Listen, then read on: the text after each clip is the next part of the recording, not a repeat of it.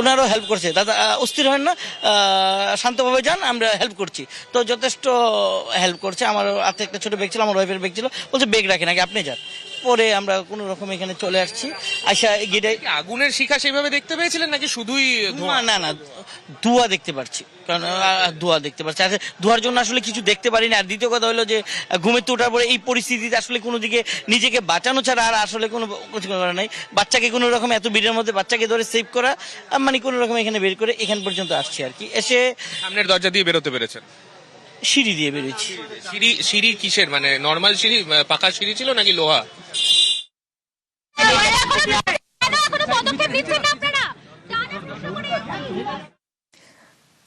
যারা প্রাণ হাতে করে বেরিয়ে আসতে পেরেছেন তাদের সেই ভয়াবহ অভিজ্ঞতার কথা শুনছিলেন। এবং এই হোটেল, এই এলাকার ফ্রিস্কো স্ট্রিটের এই হোটেলগুলোয় না না, যা বলার মিনিস্টার ইউডিএম ও মিনিস্টার ফায়ার বলেছেন, ওখানে আরো অপেক্ষা করছে আরো প্রেস। মন্ত্রী তাপস রায়, মন্ত্রী অগ্নিমিত্রা পাল, দমকল প্রতিমন্ত্রী, তারা প্রত্যেকেই এসেছেন ঘটনাস্থলে এবং খতিয়ে দেখছেন পরিস্থিতি। এবং যেরকম বলছিলাম যে যারা প্রাণটুকু হাতে করে বাইরে বেরিয়ে আসতে পেরেছেন তারা তাদের ভয়াবহ অভিজ্ঞতার কথা বলছিলেন। সুদীপ্তর সঙ্গে আবারও কথা বলবো। সুদীপ্ত, মানে সত্যি শিউরে উঠতে হয় শুনলে। মাঝরাতে ঘুম ভেঙে আবাসিকরা দেখছেন ধোঁয়ায় ভরে গেছে ঘর, কোনো রকমে তারা বাইরে বেরিয়ে আসতে পেরেছেন। সত্যি শিউরে ওঠার মতন। তুমি তো ওই এলাকার মানুষের সঙ্গে কথা বলেছো, আবাসিকদের সঙ্গেও কথা বলেছো, কি উঠে আসছে? এখনো আতঙ্কের মধ্যেই রয়েছেন তারা। আর এই আরও একটা বিষয় জানতে চাইবো, আগুন কি এখন পুরোপুরি নিয়ন্ত্রণ এসেছে? একটা আতঙ্কের পরিবেশ রাত্রিবেলা যে সময়। দেখো, ঠিক ভোর 4:30 নাগাদই আগুন কিন্তু নিয়ন্ত্রণে এসেছে, এমনটাই কিন্তু জানা গিয়েছে পুলিশ সূত্রে। এবং এই মুহূর্তে যে ছবিটা দেখা যাচ্ছে সেখানেও দেখা যাচ্ছে যে আগুন পুরোপুরিভাবে নিয়ন্ত্রিত। এখন যে বিষয়টা তা কিন্তু তদন্তের বিষয়। যেটা দেখা যাচ্ছে, এই যে ছবিটা তোমাকে দেখানোর চেষ্টা করব, যে হোটেলটা রয়েছে, যে বিল্ডিংটা রয়েছে, তার বিল্ডিংয়ের ঠিক একদম সামনের দিকে তারের জালিকা। আমি প্রশ্ন করেছিলাম অগ্নিমিত্রা পাল মন্ত্রী, তাকে যখন প্রশ্ন করা হলো যে এই যে শহরের একাধিক জায়গায় ঝুলন্ত তারের জালিকা, আপনারা কি ব্যবস্থা করছেন, উনি বললেন যে আমরা কথা বলেছি, যে বিদ্যুৎ ডিপার্টমেন্টের সঙ্গে কথা বলেছি, WBSEDCL এর সঙ্গে কথা বলেছি, CSECর সাথে কথা বলেছি, এবং এই জালিকা সরাতে হবে। পাশাপাশি যে বিষয়টা দেখা যাচ্ছে যে একদিকে যখন এরকম একটা যে জায়গা যেখানে ঠিক ঢিলছড়া দূরত্বেই যে দমকলের হেডকোয়ার্টার রয়েছে, সেখান থেকে আসতে এবং আসার পরে 9 জনের মৃত্যু হয়েছে এবং 80 জনকে উদ্ধার করা সম্ভব হয়েছে, এমনটাই কিন্তু মন্ত্রী জানালেন। এই মুহূর্তে যে বিষয়টা দেখা যাচ্ছে যে পুরো জায়গাটা কিন্তু একদম ঘিরে রাখা হয়েছে, একাধিক পুলিশ আধিকারিক রয়েছেন এবং দমকলের ডিজি রয়েছেন এবং একাধিক মন্ত্রী, তারাও কিন্তু এই মুহূর্তে এখনো পর্যন্ত ঘটনাস্থলে রয়েছেন। তাপস রায় রয়েছেন, ডিজি ফায়ার রয়েছেন অনুজ শর্মা, এবং একই সঙ্গে অগ্নিমিত্রা পাল রয়েছেন, পূর্ণিমা চক্রবর্তী রয়েছেন, কৌশিক চৌধুরী রয়েছেন দমকলের প্রতিমন্ত্রী।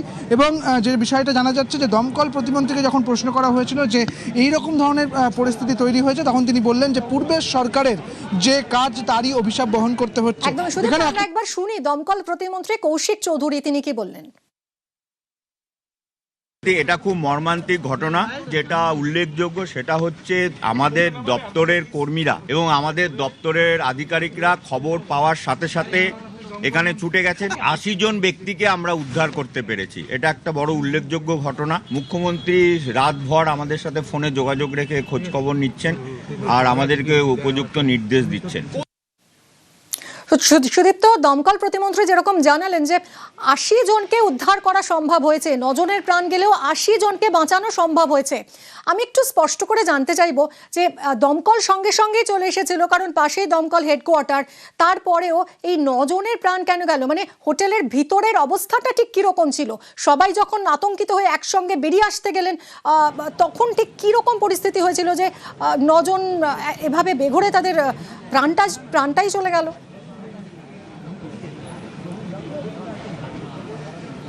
দেখো, খুব স্পেসিফিক প্রশ্ন করেছিলাম, তুমি যেটা বললে ঠিক সেই প্রশ্নটাই করেছিলাম কৌশিক চৌধুরী দমকল প্রতিমন্ত্রীকে, যে বলেছিলাম যে এই যে এত কাছে ঢিলছড়া দূরত্বে দমকলের যে হেডকোয়ার্টার রয়েছে, তাহলে পরে এই 9 জনের মৃত্যু কেন হলো? তিনি যেমনটা বলছেন যে তাহলে কি কোথাও গিয়ে দমকলের কাছে খবর পৌঁছতে দেরি হলো, নাকি দমকলের যারা ইঞ্জিন সেই ইঞ্জিন পৌঁছতে দেরি করলো?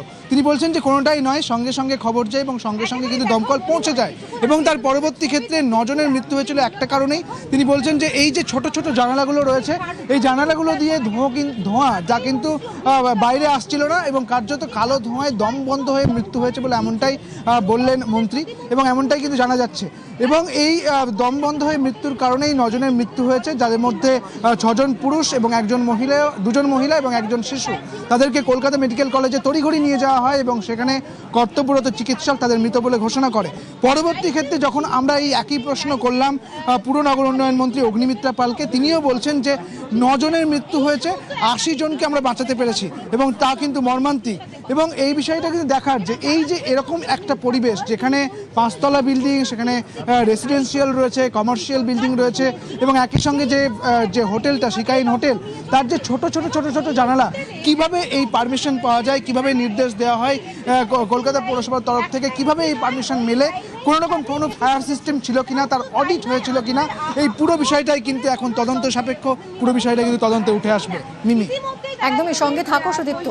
দ্রুত পৌঁছে যায় দমকল, কাজও শুরু করে, আগুন নেভায়, কিন্তু ধোঁয়ায় দম বন্ধ হয়ে 9 জনের মৃত্যু আটকানো যায়নি। কেন? কারণ বেনিয়মই এখানে নিয়ম ছিল। আর প্রশ্ন উঠছে যে এত বছরে কোনো কিছুই কি চোখে পড়েনি কারো?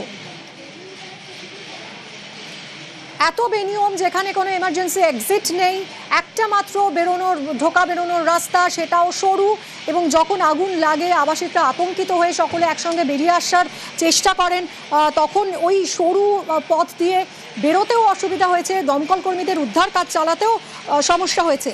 কিন্তু প্রশ্ন উঠছে যে এত বছর ধরে এখানে কি কোনোই ফায়ার অডিট হয়নি? এত বছর ধরে কিভাবে রমরমিয়ে এরকম বেআইনি একটা কমার্শিয়াল বিল্ডিং দাঁড়িয়েছিল?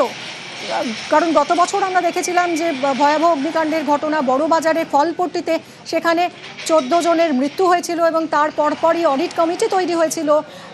কিন্তু সেই অডিট কমিটি করলোটা কি?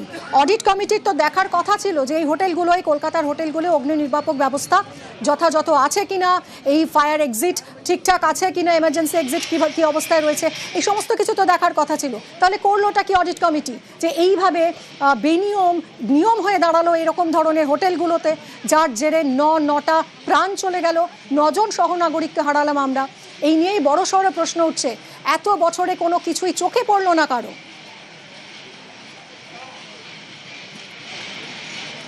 এইরকম একটা পরিস্থিতি দেখা যাচ্ছে, ছোট জানালা, তার ফায়ার সিস্টেম রয়েছে কিনা প্রশ্ন। ভাবুন আগের সরকার কিভাবে কাজ করেছে, ভাবুন নতুন সরকার আমলে এগুলো হবে না। রাত 1টার কিছু সময় পরে আগুন লেগেছিল এই বিল্ডিং এ। আর যখন এই অগ্নিকাণ্ডের ঘটনা ঘটে, তারপর এখান থেকে আমি একবার দেখাবো দমকলকে খবর দেওয়ার পর দমকলের আসার ক্ষেত্রে কতটা সুবিধা এই জায়গাটাতে। অন্তত এই জায়গা থেকে মাত্র একটা বিল্ডিং, এই মাঝে হোটেলের সঙ্গে দমকলের অফিসের মাঝে মাত্র একটা বিল্ডিং, তারপরেই দমকলের এইখানকার কার্যালয়, যেখানে আমরা দেখতে পাচ্ছি এত বড় একটি দমকলের অফিস রয়েছে, যেখানে দমকলের এতগুলি ইঞ্জিন সবসময় থাকে। সেখানে দমকলের কাছে খবর যাওয়ার পর খুব স্বাভাবিকভাবে দমকল অতি দ্রুত ঘটনাস্থলে পৌঁছতে পারবে, সেটাই স্বাভাবিক। তাহলেও দমকল পৌঁছলো এবং 4টি ইঞ্জিনের চেষ্টায় যে আগুন নিয়ন্ত্রণে চলে এলো, অর্থাৎ আগুনের তীব্রতা খুব বেশি ছিল না। তাহলে